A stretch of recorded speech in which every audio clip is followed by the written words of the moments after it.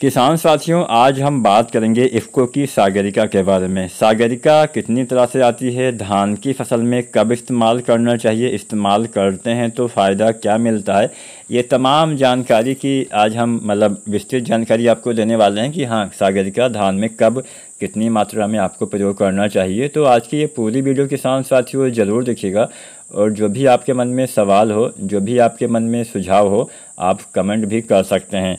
सबसे पहले जानते हैं आखिर सागरिका कितनी तरह से आती है।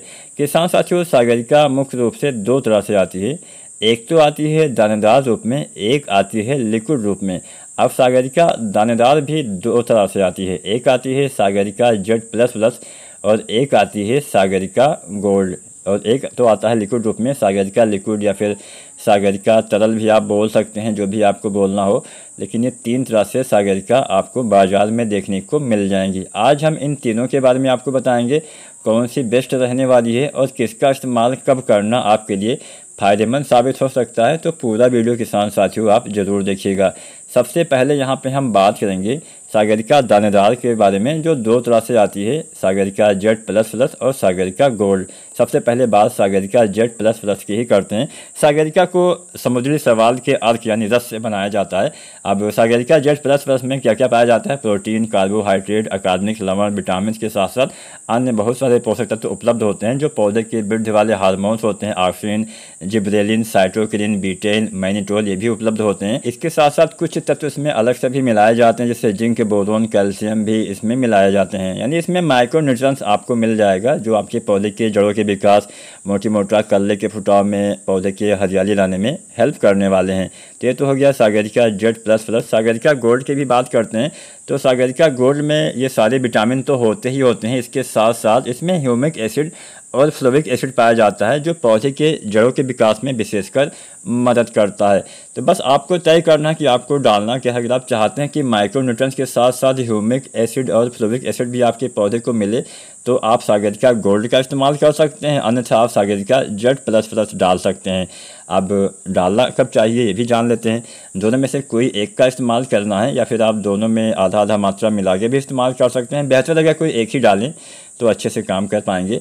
तो अगर हम जाने मात्रा के बारे में, तो 10 किलो पर एकड़ के हिसाब से आपको इसका इस्तेमाल करना चाहिए रोपाई से पहले। अगर आप सीधी बिजाई करते हैं तो बिजाई के समय, रोपाई के पहले या रोपाई के समय आप डाल सकते हैं, या फिर आप जो इसकी इस्तेमाल करेंगे वो 10-15 दिन के अंदर भी डाल सकते हैं। मान लीजिए रोपाई के समय आप सागरिका दानेदार ना डाल पाए हों, तो 10 या 15 दिन के अंदर अगर आप डाल देंगे तो भी ये काम करेगा। लेकिन मेरे हिसाब से 1 सप्ताह के अंदर आपको इसको डाल देना चाहिए, क्योंकि रोपाई के बाद आपके पौधे जल्दी से जल्दी मिट्टी से भोजन लेना स्टार्ट कर देते हैं।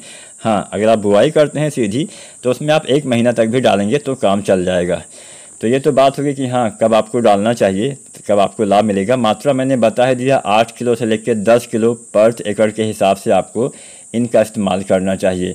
अब एक दूसरी जो लिक्विड रूप में आती है सागरिका, उसकी भी हम चर्चा कर लेते हैं। सागरिका लिक्विड में भी ये सारे जो तत्व होते हैं, जो माइक्रोन्यूट्रिएंट्स होते हैं, वो उपलब्ध होते हैं, जो पौधे के विकास में वही काम करेंगे जो आपकी सागरिका दानेदार करने वाला है। तो चलिए इसकी भी हम जान लेते हैं कब आपको डालना चाहिए। आमतौर पर अगर आप इसकी ऑफिशियल साइट पर भी जाएंगे तो बताया गया कि हमें इसका इस्तेमाल 3 बार करना चाहिए, लेकिन मेरे हिसाब से 2 बार करेंगे तो भी काम चल जाएगा। तो पहले तो कंपनी का जो दावा है वही जान लेते हैं। तो बताया गया है कि 3 भागों में बांट के हमें इसका इस्तेमाल करना चाहिए। और पहला छिड़काव पौधे की रोपाई के समय या कल्ले निकलते समय आपको करना है। दूसरा छिड़काव फूल आने से पहले, तीसरा छिड़काव फूल आने के बाद करना चाहिए।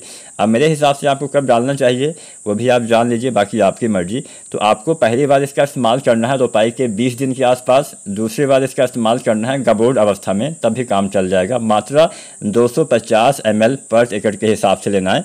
250 से 500 ml तक आप इसका इस्तेमाल कर सकते हैं। अगर हम कम मात्रा के बारे में जानें, 1 लीटर पानी में कितना मिलाना है, तो 2.5 मिलीलीटर से लेके और 5 मिलीलीटर आपको लेना है। यानी 2.5 ml से 5 ml प्रति 1 लीटर पानी के हिसाब से इसकी मात्रा आपको बनानी चाहिए।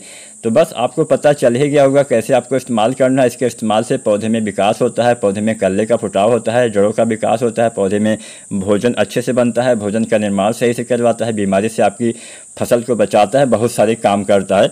और मिट्टी में भी ये सुधार करने वाला है, अन्य जैसे फसल की पैदावार को भी बढ़ाता है, पौधे में संपूर्ण पोषक तत्व प्रदान करता है, जिससे आपके पौधे की बढ़वार, जड़, तने, फल फूल इत्यादि में काफ़ी वृद्धि होती है। धन्यवाद।